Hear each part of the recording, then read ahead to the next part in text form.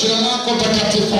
Asante Bwana kwa ajili ya watoto wako wa kike na wa kiume ambao Mungu mtakatifu wameingia katika malango ya Bwana. Wengine wanayo maswali, Mungu mtakatifu amesema ya kwamba kwanza tuelekee katika hiyo ibada. Inawezekana Bwana akajibu maswali yako.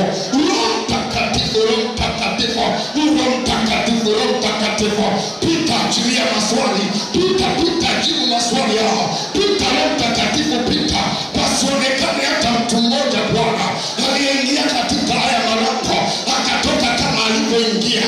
Roho Mtakatifu, ninakusihi chukua nafasi.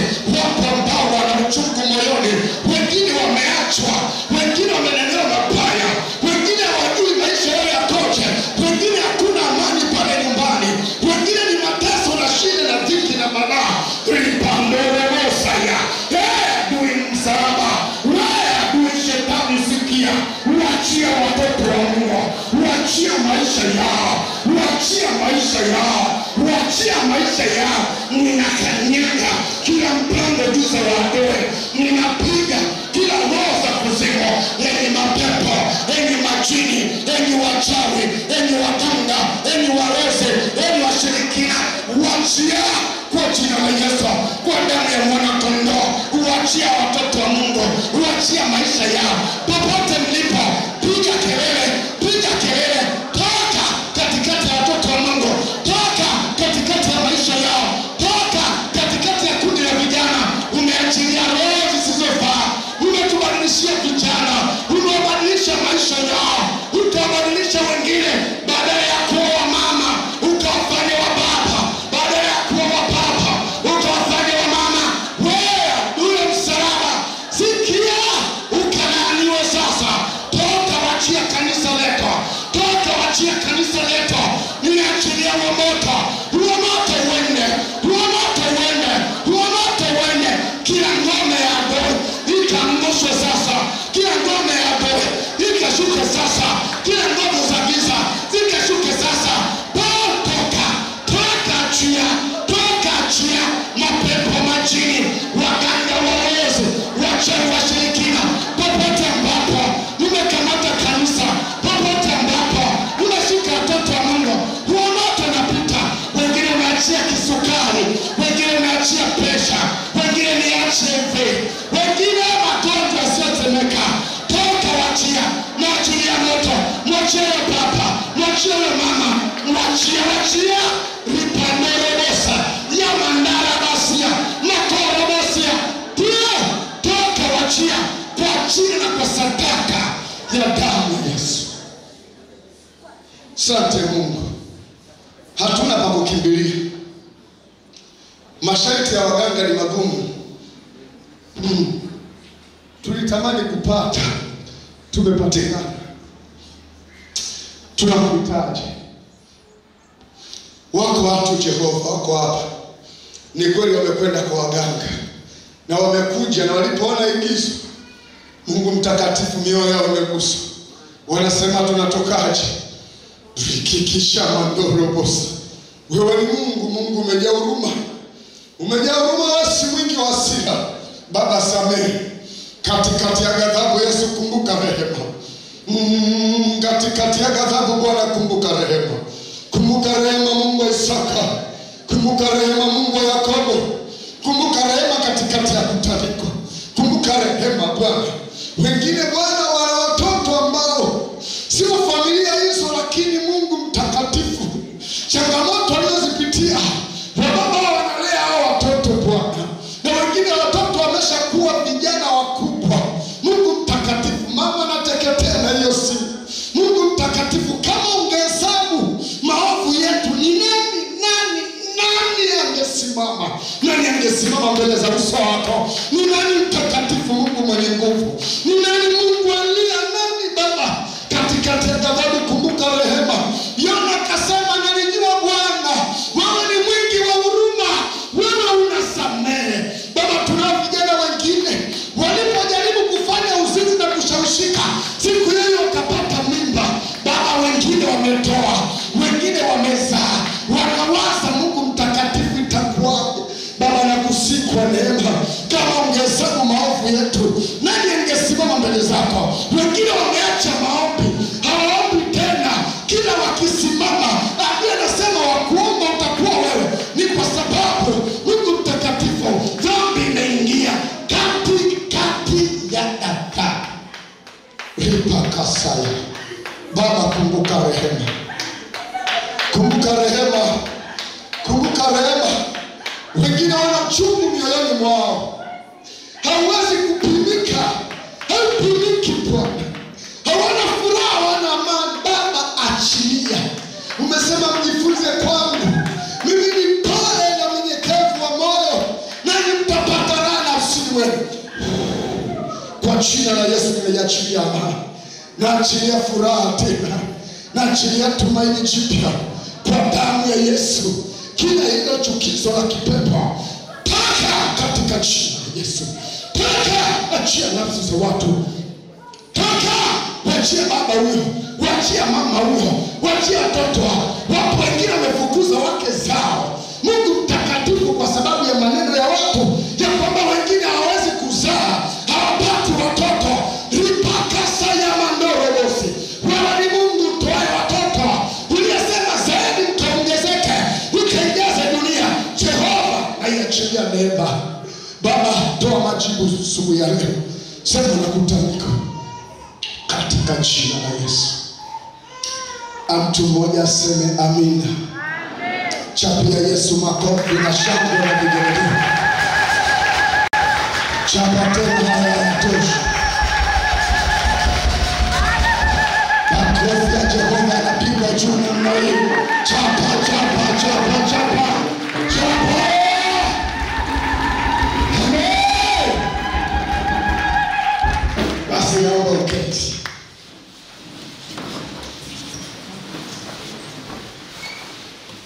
Bwana Yesu asifiwe.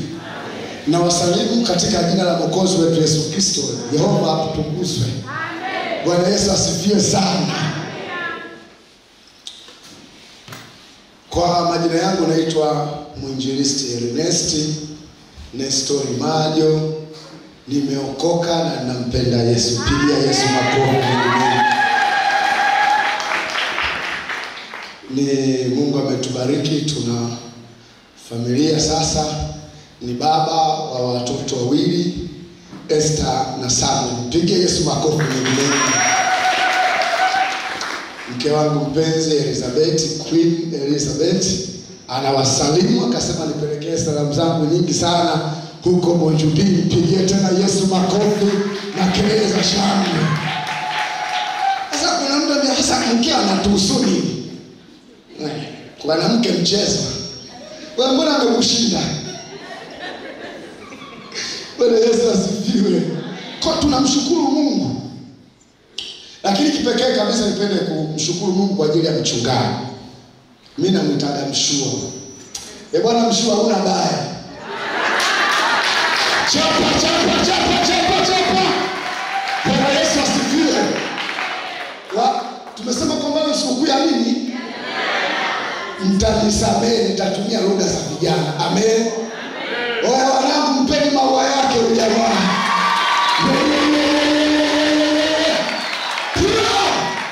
Bwana Yesu asifiwe. Huyu jamaa anastahili maua. Sema Mungu kashaza uchawa. Hapana Bwana, hakuja kutenda mema, mwambie pema. Baba unastahili. Mungu wa majeshi akubariki. Chukua tano hizo.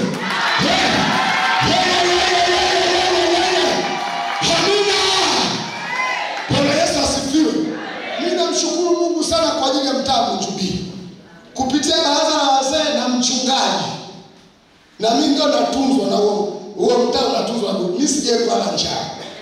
Sawa Sijawahi kulala. Nilikuwa nimepanga, sasa nipo kwangu. Pigia Yesu makofi na shangwe na vigelegele. Kama ninakwambia huyu jamaa anastahili maua yake, mpe maua yake huyu jamaa.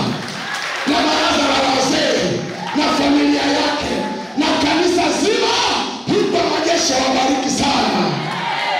Bwana Yesu asifiwe. Mambo yanabadilika, mapema zako mambo yanabadilika. Bwana Yesu asifiwe. Nimekuja na mdogo wangu anaitwa Abiudi, pale ulipo simama tu apokee tu mkono. makofi mengi mengi vijana wa Yesu. Bwana Yesu asifiwe. Sasa nianzie wapi? Mchungaji wa jamaa mhubiri wote. Yaani wamemeza kila kitu. Kwa kile nilipokuwa nikikaa pale nafikiria nasemaje? Kwa nini hamjaelewa? Mpaka sasa hamjaelewa. Wimbo wa kwanza ulihubiri. Wa pili ulifanyaje? Igizo likafanyaje? Humu ndani washirikina wamo. Ni wachane ni waache. Mwanangu nipite nao ni waache. Nimeambiwa nipite na nie. Nikwambie kwamba mshahara wa dhambi ni mauti, karama ya Mungu ni uzima wa milele katika Kristo Yesu Bwana wetu. Wacha chawi, wacha ulozi, wacha ushirikina. Amen. Ngoja nikwambie, wewe sadaka utaleta na zikienda zinaishia hapa kwanza kabla hazijavuka huko. Salamu Yesu tunazipiga faini, tunazipokea, tupokee mapepo inahusu.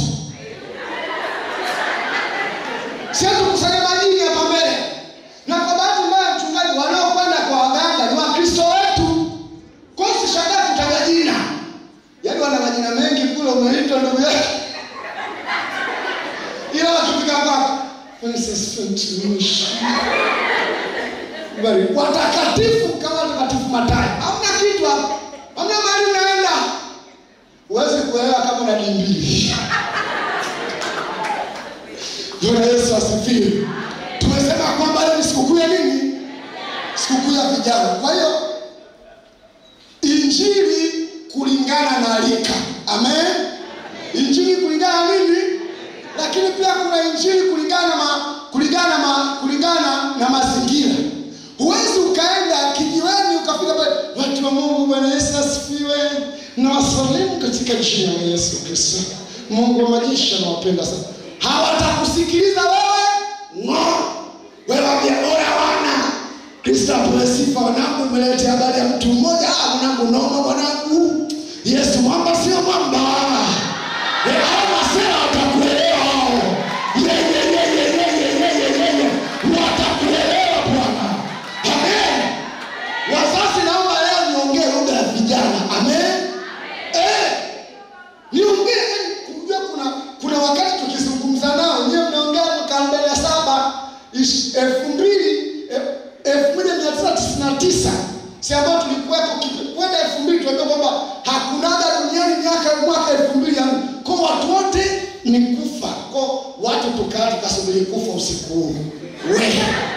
Wahenga wae. Na ndio maana kuna kizazi, kuna kizazi cha gani? Watoto 2000 wanavielewe. Bwana Yesu asifiwe. Bwana Yesu apewe sifa sana. Kwa hiyo injili kulingana na rika. Amina. Kwa nini nikasema mambo ya mwaka 14 kweusi au tukawaacha? Sasa kwa bahati nzuri au mbaya ni mara moja kwa Bwana Yesu asifiwe. Kwa na Mungu amenipa neema, natamani tuzungumze. Amen. Amen. Haya, tusome wote kitabu cha mtakatifu Yohana wa kwanza sura ya 2 mstari wa 12 na kuendelea. Na watangulia kusoma Biblia yangu ina maandishi tofauti kidogo, Kiswahili cha kisasa. Na waandikia ninyi watoto wadogo kwa sababu mmesamehewa dhambi zenu kwa ajili ya jina lake.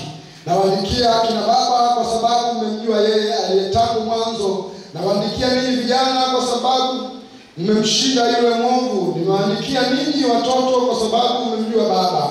Nimewaandikia ninyi akina baba kwa sababu mmemjua yeye ndiye tangu mwanzo. Nimewaandikia ninyi vijana kwa sababu mna nguvu na neno la Mungu linakaa ndani yenu, nanyi mmempenda, nanyi mmemshinda yule mwovu.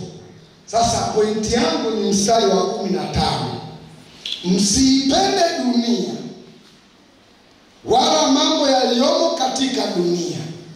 Mtu akipenda dunia, kumpenda baba hakumu ndani yake.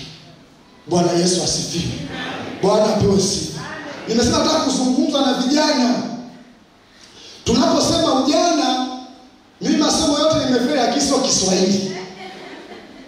Sio, unanielewa? Kwenye zile mbili zile Kiswahili na usika hapo. Ujana ni nini? Si mseme basi ujana ni nini? Ujana ni maji ya moto. Nikapita kwenye mabango fulani nikaandikwa hata bibi alikuwa binti. Hata babu alikuwa kijana. Hebu jiangalie. Hebu jicheki ulivyo dance. Cheki ulivyotokelezea na mcheki. Labda kali nini fresh hapa ni kila kitu yani hivi. Hebu jicheki. Hapo mtazame bibi yako sasa kule sijini kule. Kwa maana wewe utakuwa kama yeye. Ya kwamba kuna siku taenda hivi. Bwana Yesu asifiwe. Leo yako inatengeneza kesho yako. Bwana Yesu asifiwe. Leo ulio nayo inatengeneza kesho yako. Kwa hiyo sema msipende dunia, maana mtu akipenda dunia, kumpenda baba yani Mungu hakupo ndani yake.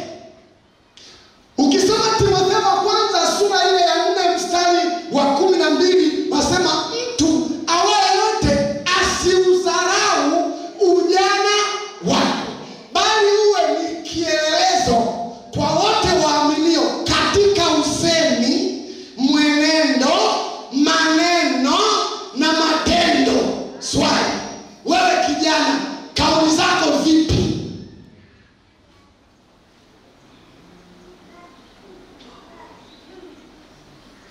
Mkipigana story mnapiga story gani?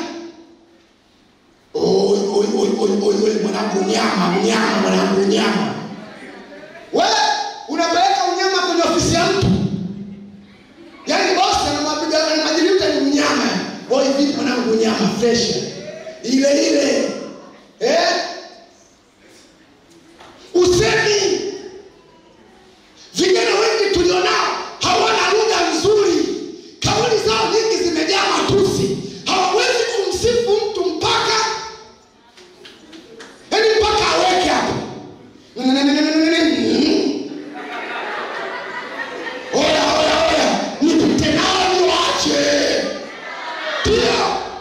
Yaani mtu mjinga na akili, mwana mjinga kichwa. Sasa mimi mjinga na akili. Hapo nimefunika tu. Maana kuna wazee muda. Siku nyingine mchungaji baada kama hii, tunaacha wazee tunatafuta maji tunakwenda. Hapa pagumu.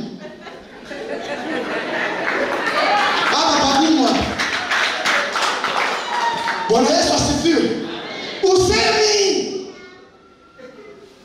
Oya mkazuzu mwanangu ile mwanangu haipotoke ikatai mwanangu.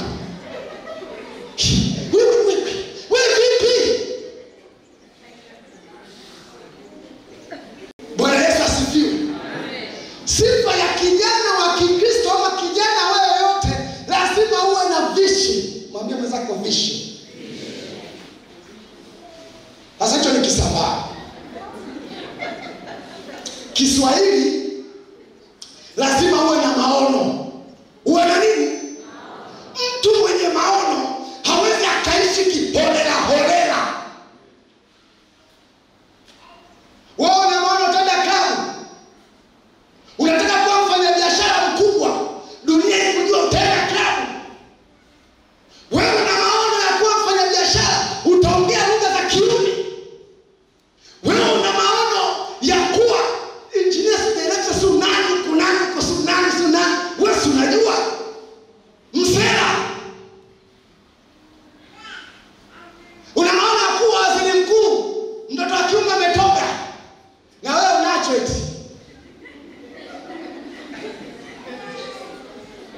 Wewe nikwambie, serikali yetu haitaki wahuni. Naongea maneno magumu, mtanisamehe. Serikali haitaki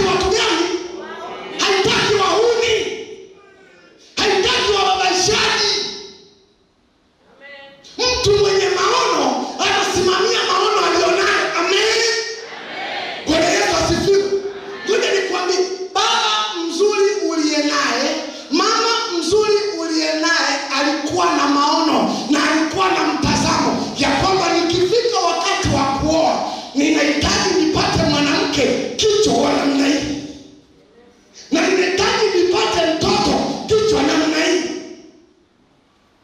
Hebu niangalie nyewe wazee, msije mkapanda magari ya vijana. Kuna nyumba za ajabu zinaibwa, hujapata kuona.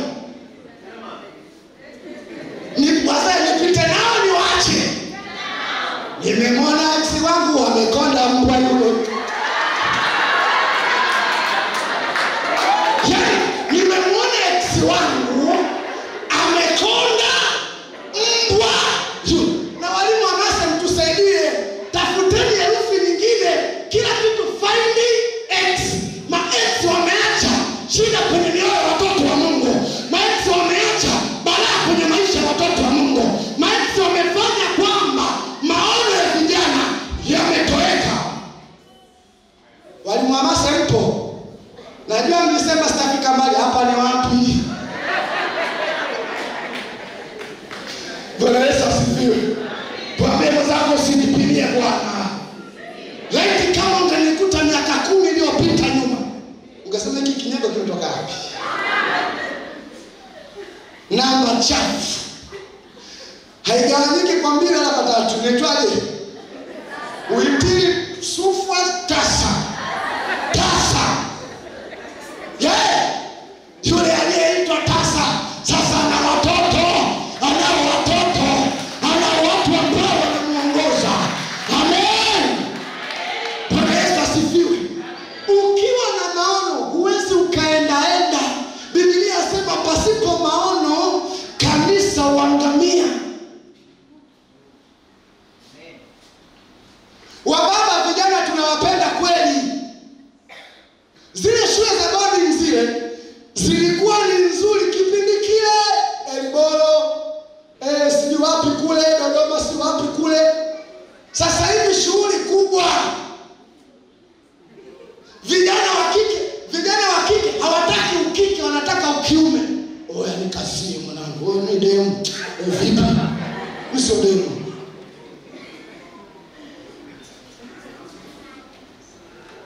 Wewe ulisoma sarafu, wewe ulisoma hizi za Mwalimu Nyerere. WW huko ilikopo haipo. Ulisoma analogia, hapa ni www. Uko kwenye hicho kizazi. Kuna Facebook, kuna Twitter, kuna WhatsApp, kuna X, kuna nini? Vitu vyote kuna TikTok.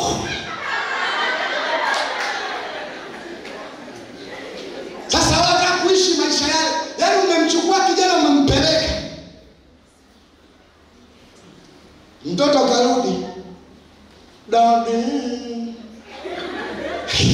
Come on. Wewe wa kike wa kiume.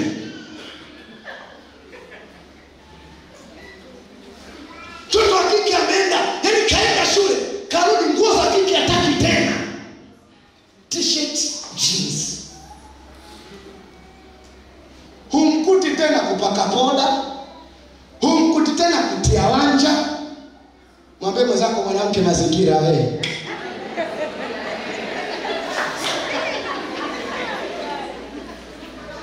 Si tunaelewana?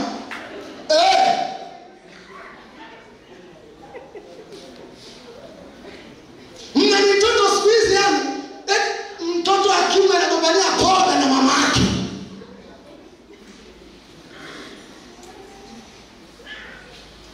Katika usemi, katika mwenendo. Mnendaje? Tabia zikoje?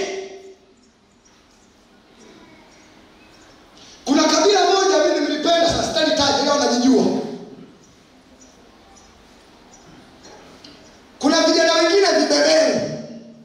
Yaani wewe umepambana na mke wako, mmelala chini, maisha magumu, kila kitu kimekaa hapo, mmepata pa kujistiri. Kwa sababu kashakuwa kibebeni, kinakwenda kutafuta kidenti, kinatia mimba, kinaleta nyumbani. Kuna kabila moja serikali, ukijiona umekuwa wataka kuoa, jenga kwanza.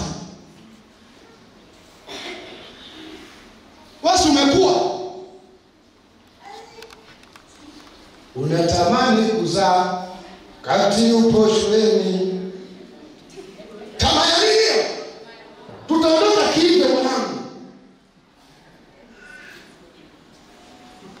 Mtu mwenye maono husimama kwenye maono yake, yani kwamba siwezi kutoka mpaka kieleweke.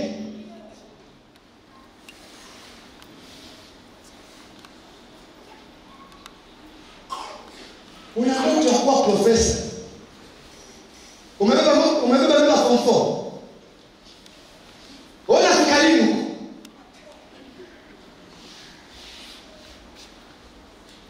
Dokta. Unaanza kwa mjeshi na tafuta nafasi ya jeshi. Unanitatu kama yote pim. Ya baby. Wewe wapi? Kuna mjane na tatu.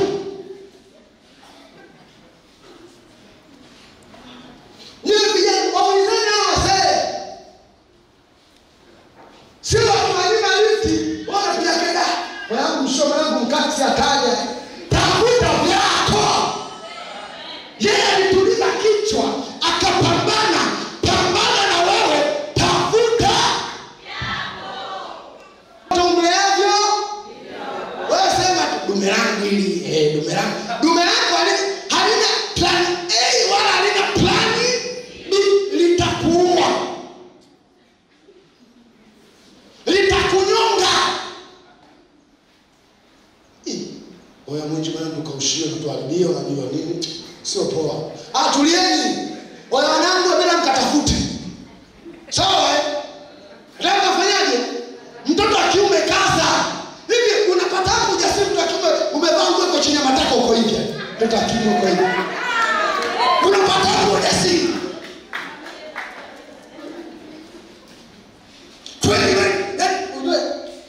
Mtoto wa kike ni mke wa mtu.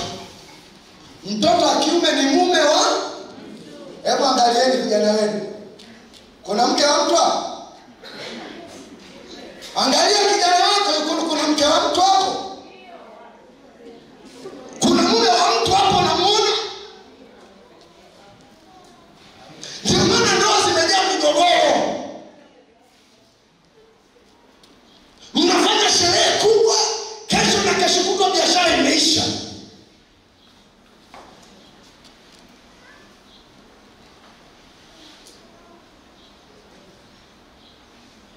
Viwanja vyangu nimeandika watoto wangu.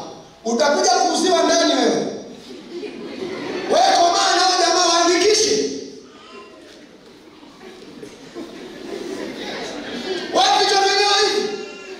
Amepata piskari, yani mtoto kamuelewa yani. Kakutana mtu akusifu Facebook sio wapi kwa makutano. Kamuelewa, umesikia bibi tumkali wewe. Mimi nataka hela.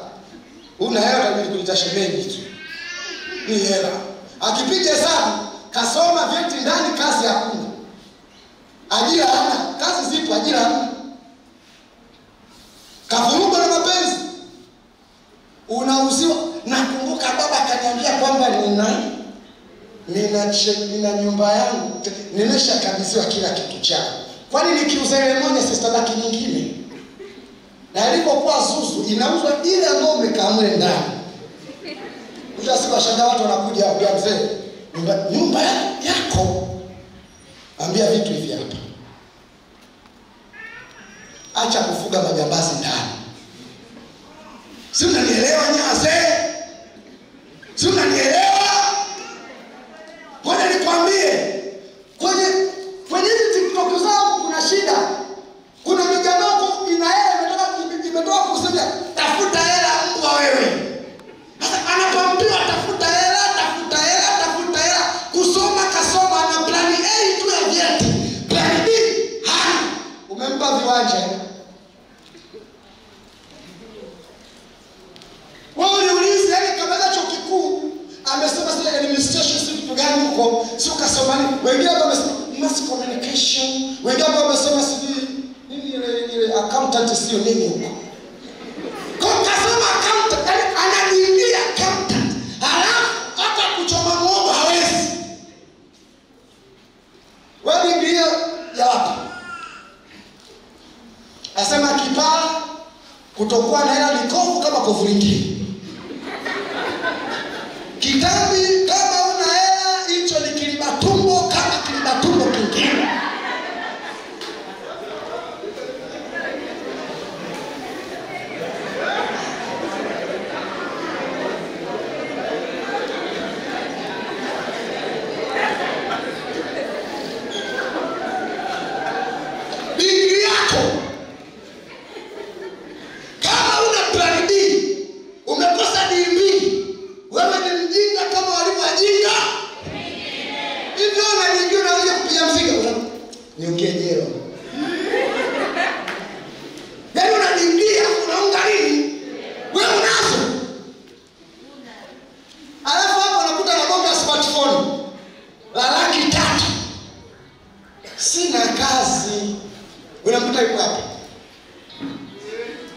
Ukiwaambia mkesha hawataki, lakini wana mikesha nyumbani. Wewe zima simu.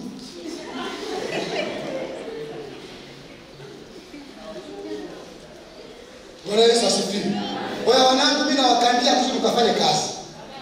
Fanyeni kazi. Fanyeni kazi. Hakuna vitu vya bure. Hakuna vitu vya bure. Kuna mmoja siendi mimi siendi nina tanta siendi. Ngoma inabadilika. Siendi hata mtume siendi, wana siendi. Hata mtume akutasema siendi. Hakuna chakula cha mtu ambacho kinaliwa utaogwa. Utapigwa tunguli. Na kwa sababu umeachia mlango, lazima utapigwa mlango. Kijana ambaye anajielewa kusimamia kwenye maono, una maono gani? Yaani anabidi kulisha tumbo lake tu, mlo hawezi. Ni hilo jipu. Wenzetu wazungu kule Ulaya, hakuna biashara ya jamaa sio family sio nini sio kwamba yani mpaka ana miaka 25 yani mmekaa family mko huko ndani. Kuna kipindi cha kufukuzwa. Toka nenda kata fute. Mimi kama babangu kusikia, babangu anapasa maswali jamaa. Usirushie. Imeniondeza kwa ajili yenu. Asema natafuta kwa ngambia sikia mshua. Vya kwako. Tena ikifika wakati gawa, wapi hao? Mimi nitatafuta vya kwangu. Mtegemea cha ndugu. Katoa nalo ya Rabbi.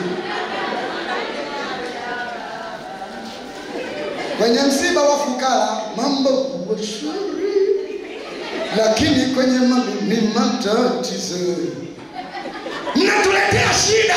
Yaani mshua yupo kule hospitali washafu oya. Mwanangu sio siku sio nyingi, mwanangu fresh. Nachomea wanangu, wana akili. Kwani mchungaji umekatoa wapi hapa? Nimetoka kijijini. Ukisikia misioni kijijini.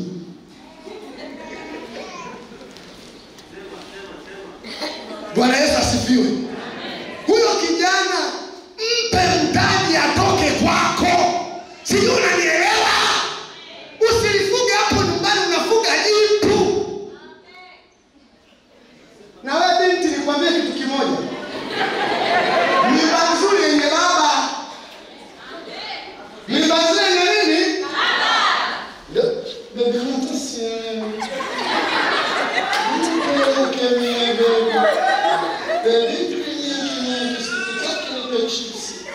Nani?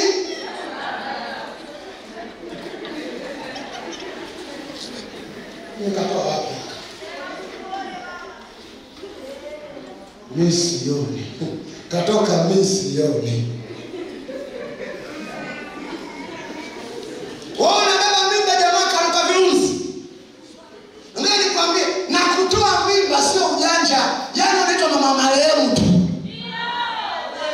Yaani kutoa mimba mimi nataka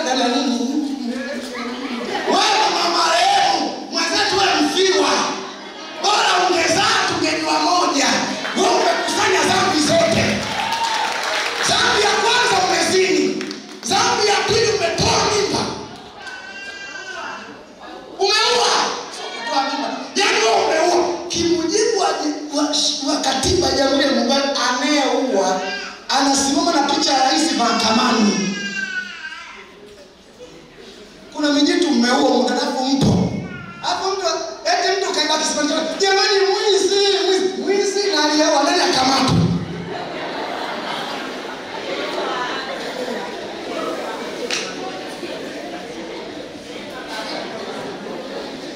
Na wewe kijana ungempa, kwani ulipokuwa unafanya nini kitatokea? Biblia inasema chochote apandacho. Mimi sijipanga kutabaka. Acha ujinga. Kwa hiyo achana na hayo mambo. Machozi ya mabinti yatakulilia. Kijana wa Kikristo lazima uwe na vision. Simama. Tuna watu kwenye Biblia walikuwa wamesimama kwelikweli. Mnamfahamu Yusufu? Amekutana na mke wa Potifa. Mama akamuelewa jamaa. Wewe usingepita nayo. Wewe mwanao kama noma na yeye.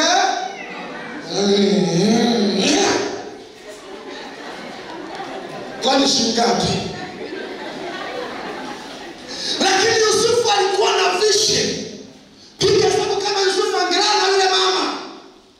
Tuna shida siku hizi. Vijana wenu wanapendeza wanapaka poda. Kuna watu na mishangazi. Mwambie zako mishangazi.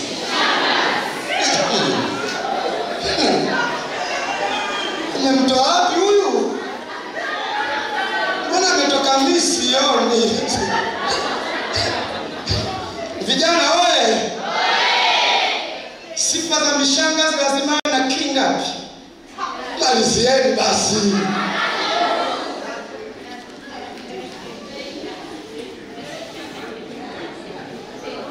Watoto wenu hataki kufanya kazi kwa sababu kuna mishangazi. Na mishangazi inatoa pesa isipokuwa kawaida. Na ndio maana yeye mabinti. Ndio maana kiboyfriend chako yani akikuangalia kukuonea huruma.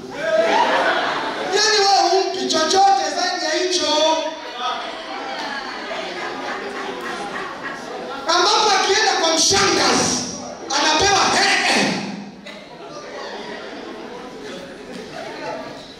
unampa nini? Kuna mishangazi na mibaba shangazi. Kwa bahati mbaya mibaba shangazi tunasali naye.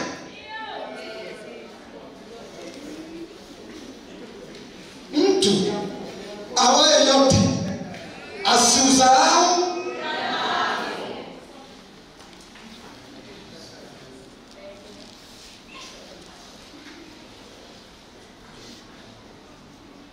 unaniangalia. Nikasema mimi hapo kanyama hapo. Sina tosha.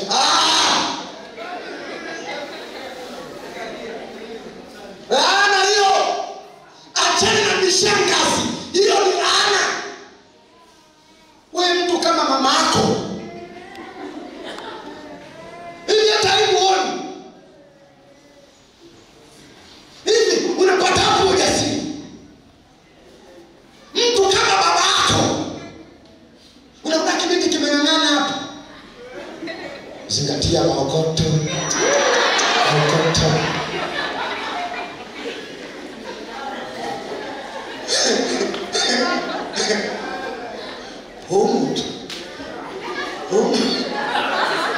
Vijana zingatia maokoto. Sura tutavumiliana ongo.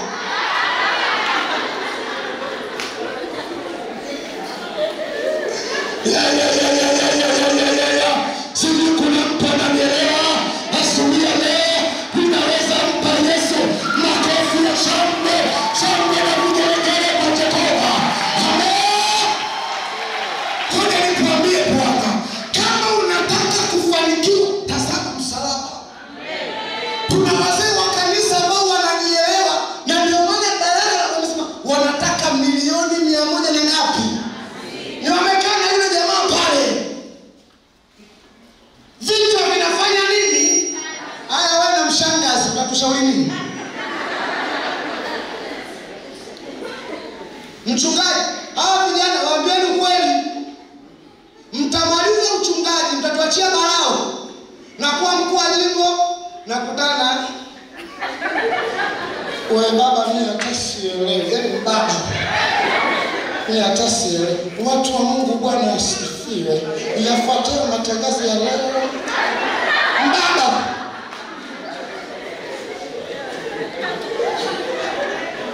ni lazima mwambie ukweli. Hivi mtoto akima unatamani vipi kwa hakika? Kwani Mungu ana haki? Na siku hizi kuna haki nyingi. Kinachotuponza ni haki. Wana haki. Na haki na moto pia haki yako.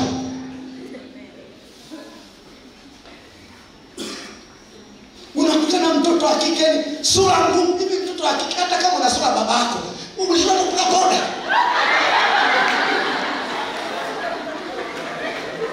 Mtoto wa kike unakuja sura ngumu kama felesi. Unaanzaje?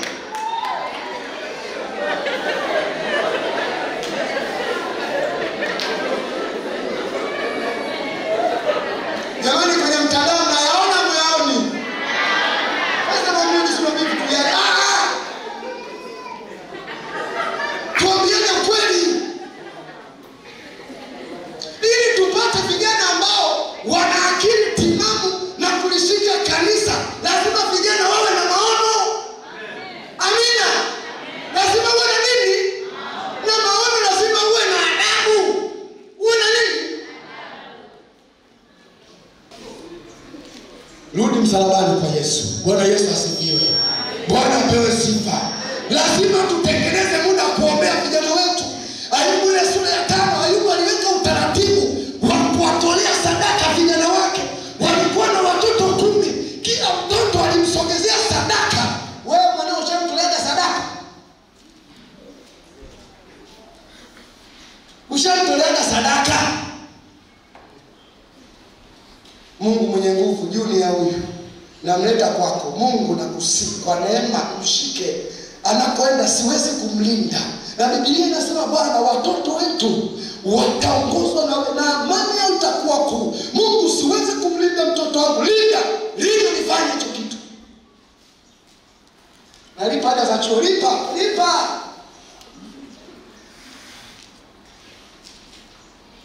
Roho Mtakatifu ananiambia vishi. Bwana Yesu asifiwe. Kama una maono, huwezi kuwa mzinzi ovyo ovyo kama mbwa. Unakuwa kama vile kikuku. Kila mali unawika wewe tu. Baba jinga. Bosi mimi na watoto. Hivyo hivi unajua uchungu mwana. Hivyo unajua kulea mtoto. Acha kujisifu mbele na mwenzio na mtoto. Ulikuwa una mke. Kaleana mwanamume mwingine mimi na mtoto. Bwana Yesu asifiwe. Kijana wa Kikristo lazima uwe na vision. Vision inakwenda na adabu, utii, kuwa na discipline, kusimamia maono yako. Wataka mtaani kwambie maisha siku zote yanaanzia chini. Hakuna maisha ambayo yanaanzia wapi? Jamani, kinachoanzia juu ni kaburi peke yake. Tunachimba kutoka juu kushuka wapi? Lakini maisha tunaanzia chini kupanda wapi? Mimi sifanyi biashara mpaka niwe na milioni 3. Niende Dubai. Nataka Dubai. Jishughulishe. Bwana Yesu asifiwe.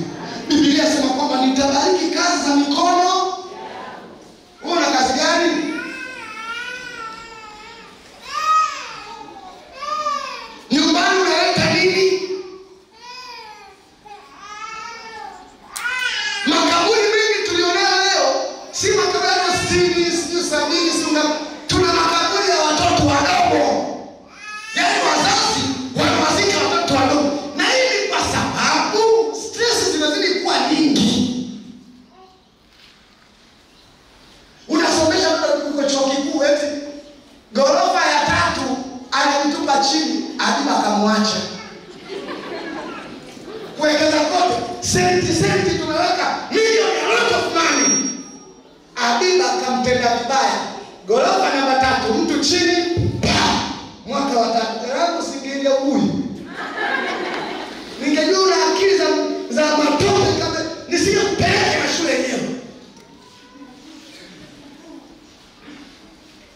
Utafuteni kwanza ufalme wapi na haki yake, na mengine yote.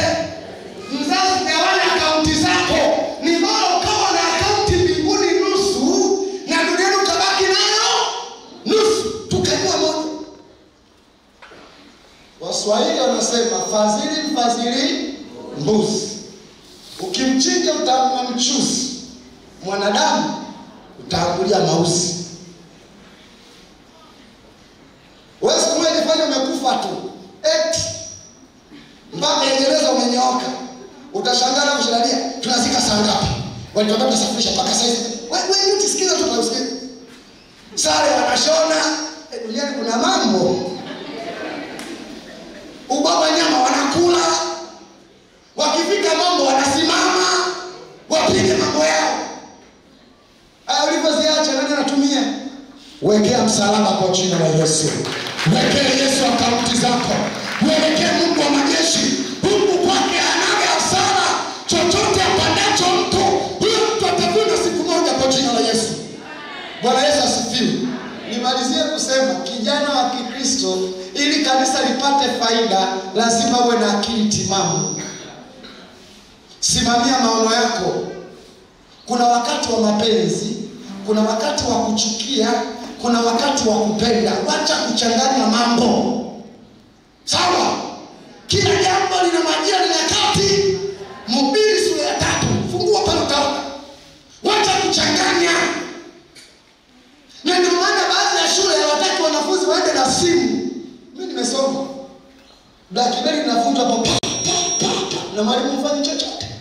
Kuna vitu anazuia. Kila jambo lina majira na nyakati. Wacha kuchanganya mambo.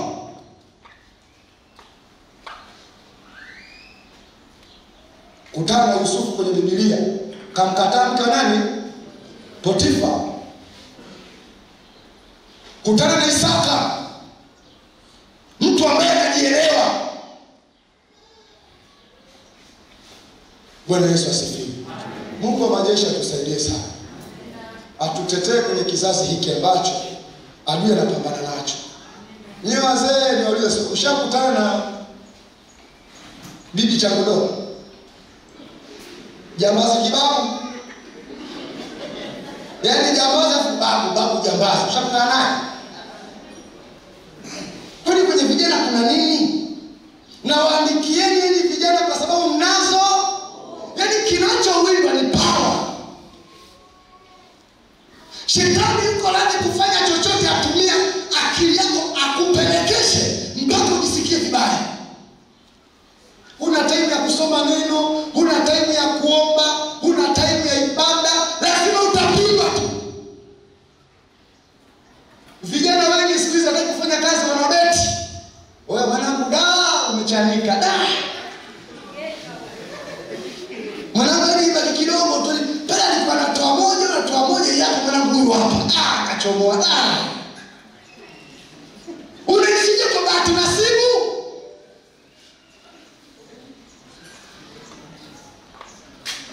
Kani acha biashara za watu.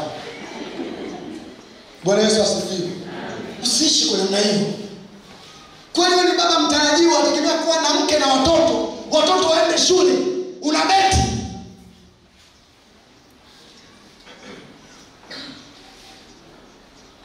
Mwambie mwenzako fanya kazi. Mwambie Mungu anabariki kazi za mikono zilizo halali. Bwana Yesu asifiwe. Bwana apewe sifa. Maombi yangu asubuhi ya leo, kijana mwenzangu, fanya kazi kwa bidii. Usiishi kama watakavyo, ishi uwezavyo. Sawa? Ishi uwezavyo, usiishi watakavyo. Kila jambo lina majira na nyakati zake. Wataka uishi kama fulani? Rose Muhando aliimba,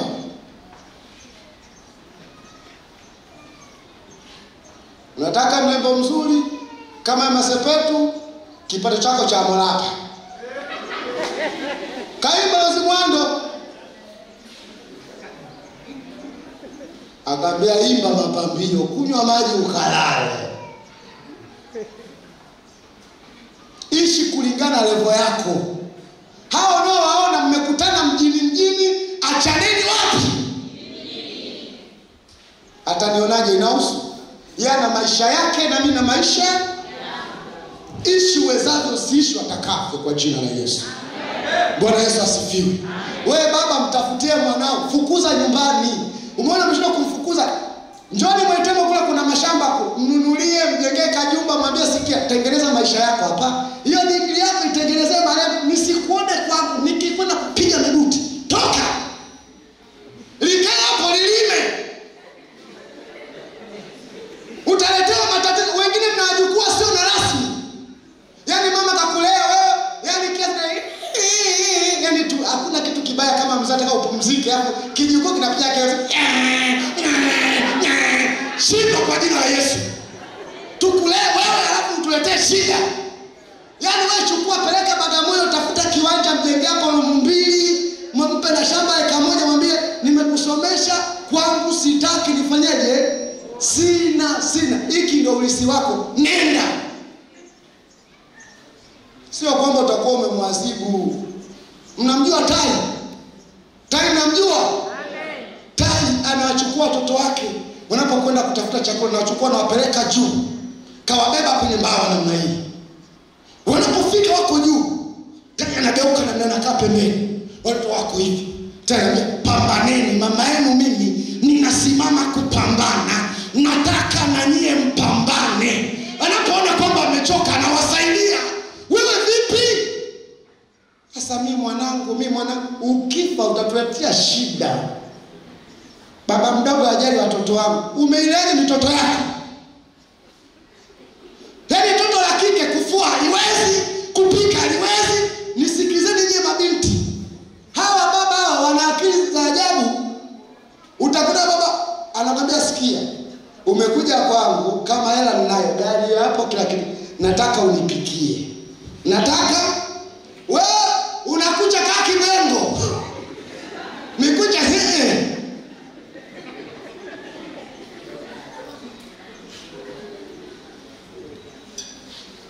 Makamwata changu kupika.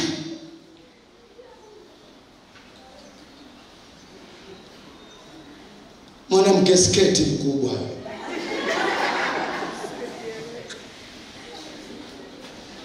Bwana Yesu asifiwe. Jifunze. Na wewe kaka, pambana, wewe ni baba. Pambana. Baba unavaje swali chini ya matako? Biblia inasema vijana fungeni nini? Funga mkanda. Wewe umelegeza mkanda. Wewe utabeba gunia la viazi kwani swali kwa chini ya matako?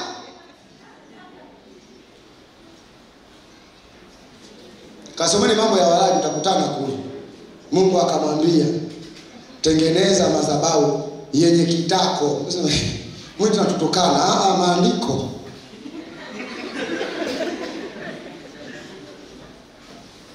Bwana Yesu asifiwe. Na kuna wengine ambao wana ajira ambazo sio rasmi. Na ni vijana hivi kazi yao ni jimu. Humutu.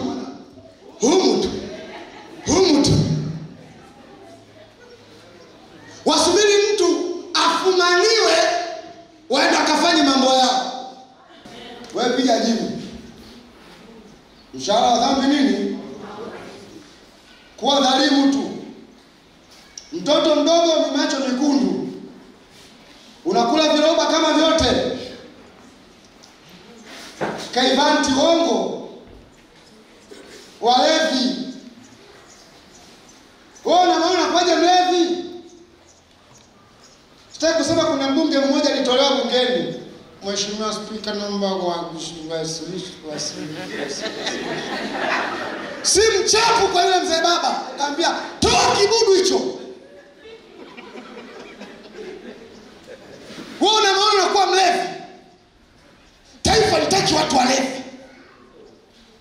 Unakuwa dhalimu. Kutaka mali zisizo za kwako. Baba mtakatifu, nakushukuru sana. Asante kwa neema na kwa huruma. Kizazi tulicho nacho, adui amekamata isivyokuwa ya kawaida. Tunakuomba tusaidie.